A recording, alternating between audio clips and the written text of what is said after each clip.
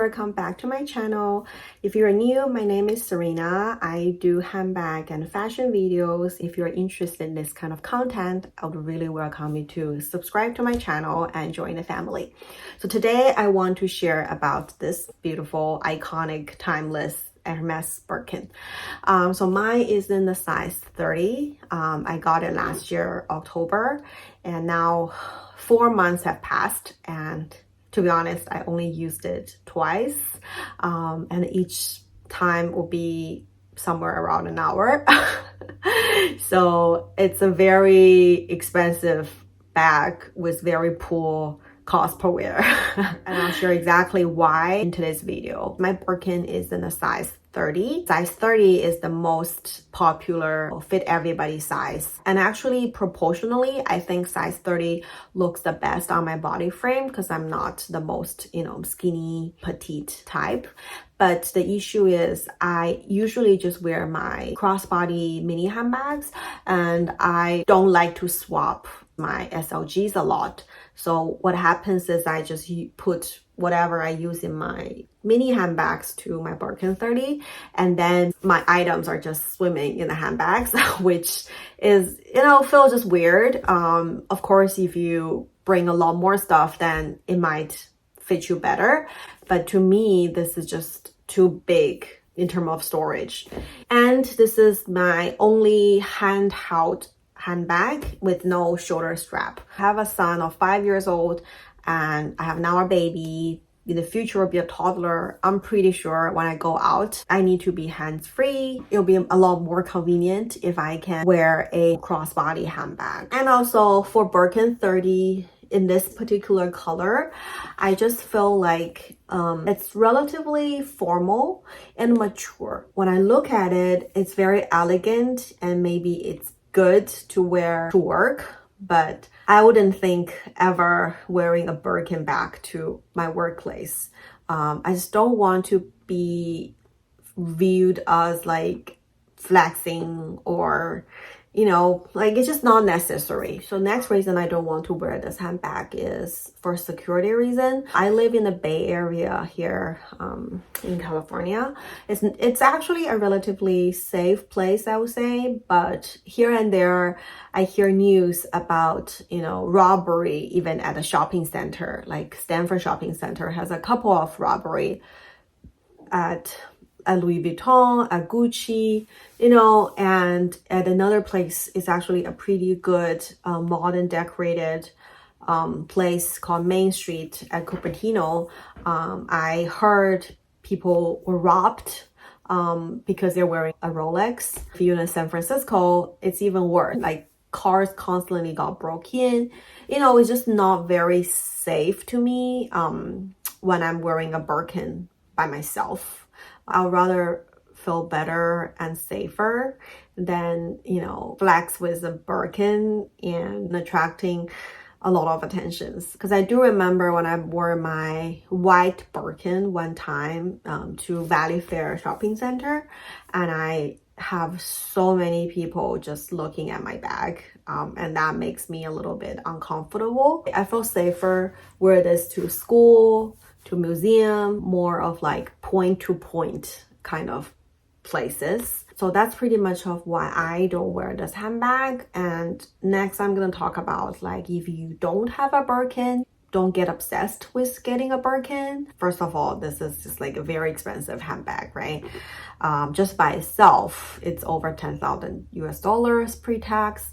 And of course, in order to get a Birkin, you also need to most likely spend 1-to-1 ratio to buying other things like shoes, homeware, jewelry, and stuff. So you're very likely be able to get a Birkin in the end for the price of 25,000, 20 to 25,000 US dollars. If your SA is kind enough to offer that to you, because I heard some people spend 1 to 2 or 1 to 2.5, so which is even crazier. So if you're not like crazy rich, you think, is it really worth it? Spending that much money to buy a material thing, a handbag. Sometimes I question myself. It does bring me happy, but does it bring me happy, you know, off of 25,000 happy? But of course, if you are buying Birkins for investment purpose, I definitely think it's good because the market demand is there. If you can get it with a low pre-spending ratio, of course it's worth it, right? But if you're spending 20,000 to get a 10,000 handbags, it's not guaranteed you could sell the bag for 30,000 to break even, you know? So you need to do your calculation, your math there. And also, once you have a Birkin, you need to also think about at home, when you see all those celebrities who have multiple Birkins, they have like a vault with like security, fingerprint, you know, access to the room. But for our normal people, you know, closet, would you ever be worried about when you go travel, someone break into your place? What if your handbags got stolen, right? Even if the insurance can pay the handbag, I'm pretty sure they won't pay the pre-spending.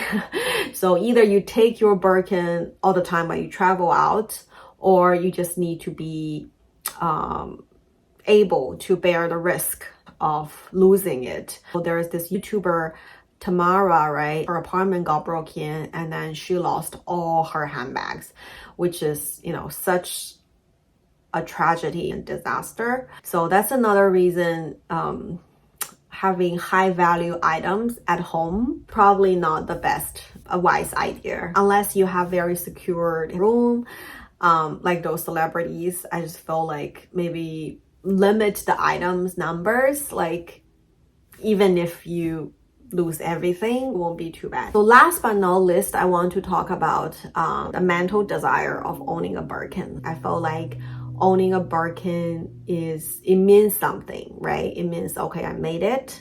It's like in Sex and the City, it said, it's not a bag, it's a Birkin. Yes, it's true. Like it's a symbol, but that still doesn't change anything. So don't fall into, you know, the commercial or, you know, consumption trap that you feel like you need to get something by certain time, or you need to get something to show, to prove something. No, you don't, right? If you made it, you made it. You don't need a handbag to prove that you've made it.